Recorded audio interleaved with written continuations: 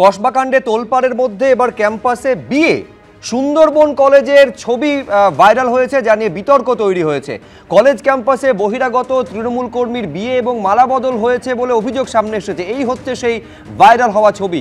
পাত্র হিসেবে যাকে আপনারা দেখতে পাচ্ছেন, ইনি কাকদ্বীপের তৃণমূল বিধায়কের ঘনিষ্ঠ অশোক গায়েন, এমনটা দাবি করছে এবিভিপি। কলেজে বিয়ের অভিযোগ যদিও অস্বীকার করছেন যুবক। এখন পুরো বিতর্কটা কি নিয়ে হিন্দল দে আমাদের প্রতিনিধি ফোন লাইনে রয়েছেন, আরো বিস্তারিত বলবেন। হিন্দল, একেবারে দেখো, এই কাকদ্বীপে সুন্দরবন মহাবিদ্যালয়, সেই মহাবিদ্যালয়ে কিন্তু বিয়ের আসর আয়োজিত হয়েছিল, তেমনটাই কিন্তু অভিযোগ উঠছে, বিরোধীরা তেমনটাই অভিযোগ করছেন। এবং এই অশোক গায়েন, সেই অশোক গায়েন কিন্তু ছাত্রী বিকশন, তেমনটাই বলা হচ্ছে।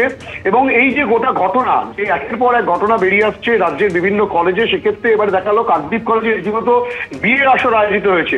যদিও প্রিন্সিপাল তিনি বলছেন যে তিনি গোটা বিষয়টি শুনেছেন, কিন্তু তিনি অস্বীকার করছেন। তিনি বলছেন বিয়ে বাইরে হয়েছে, কিন্তু এখানে একটা অনুষ্ঠান মতো করা হয়ে থাকলে হতে পারে, বা অন্যান্য বন্ধু বান্ধবদেরকে নিয়ে সেখানে এসেছিল। কিন্তু অভিযোগ যেটা উঠছে যে রীতিমতো মালাবদল এই কলেজের মধ্যে হয়েছে, এবং এই গোটা ঘটনা নিয়ে কিন্তু উঠছে, তখন কিন্তু বিয়ের বিষয়টাই, সেই বিয়ের বিষয়টি কিন্তু অস্বীকার করছেন যে বিয়ে কলেজে হয়নি, বিয়ে কলেজের বাইরে হয়েছিল, কলেজে তারা বিয়ে করার পরে গিয়েছিলেন, তেমনটাও কিন্তু বলা হচ্ছে।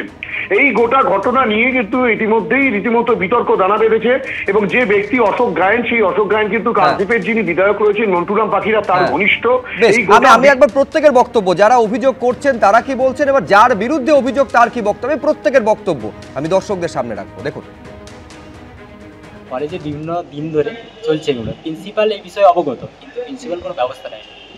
এবং কলেজ ইউনিয়নের ভেতরে মদ খাওয়া থেকে শুরু করে মদের আসর, গাঁজার আসর, এবং ওখানে বিয়ে অন্নপ্রাশন থেকে সবই চলে, কিন্তু প্রিন্সিপাল সব যেন চুপ থাকে। কেন? কারণ তৃণমূল থেকে এবং প্রিন্সিপালের সঙ্গে সেটিং হয়ে গেছে, আমরা কলেজে যা কিছু করবো বুঝে উনি সহ্য করবেন এবং সমস্ত কিছু সুযোগ সুবিধা পাইয়ে দেবেন। এভাবে দিনের পর দিন কলেজের ছাত্রদের, যারা টিএমসিপি ইউনিয়নের ছাত্রছাত্রীরা আছে তাদের সঙ্গে, এবং টিএমসিপি যারা দাদারা আছে, টিএমসিপির যারা দাদারা আছে তাদের সঙ্গে কলেজের যে প্রিন্সিপাল, তাদের সঙ্গে সেটিং হয়ে গেছে যে আমরা যা করব সেটা মেনে নিতে হবে।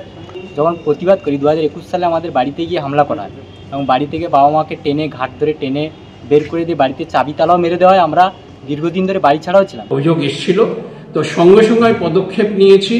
এবং আমি যেটা বলেছি যে এই ধরনের আমি একদমই বরদাস্ত করব না, সেটা জানিয়েছি। এবং যারা এর মধ্যে লিপ্ত ছিল তাদেরকে কলেজে কিন্তু আমি আসতে বারণ করে দিয়েছি, যে কলেজে ঢোকাই যাবে না। কলেজে টুকটাক এরকম ঘটনাগুলো ঘটছে, বিয়ে তাদের হয়েছে, বাইরে হয়েছে, এইখানে এসে যা হয় তারা ওই যে বন্ধু বান্ধব আছে তারা এখানে ঢুকে, এবার কোন গেট আটকানো, তা সত্ত্বেও ঢুকছে কোথা দিয়ে সেটা আমি সিকিউরিটিকেও জানতে চেয়েছিলাম। সিকিউরিটি বলছে স্যার আমি কি করবো, আমার তো আপনি যেরকম বলেছেন আমি গেট লাগিয়ে দিই, ওখান দিয়ে তো ঢোকেনি, তাদের এরা অন্য কোথা দিয়ে ঢুকছে।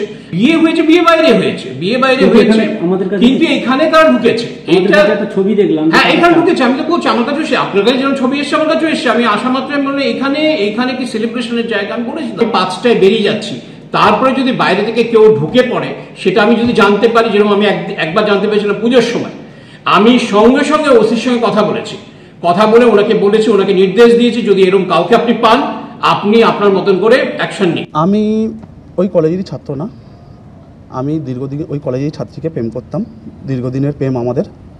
এবার আমরা বাইরে বিয়ে করেছিলাম, বন্ধুবান্ধব বলছে বিয়ে করেছিস আয়, ছবি টবি তুলে 2 মিনিটের জন্য বেরিয়ে গেছি। রুমে তো নেই, বাইরে ছবিটা ছিল, ওই বাইরে গেছি, বাইক থামিয়েছি, ছবি তুলেছে, চলে এসেছি। ওরা মালাবদল করিয়েছে বন্ধুরা, মালাবদল এবার নিজেদের মধ্যে করেছিলাম, যেটা ছবি একটা হয় বিয়ের সময়, বন্ধুরা তো ছবি তুলবো, ওটাই হয়েছে।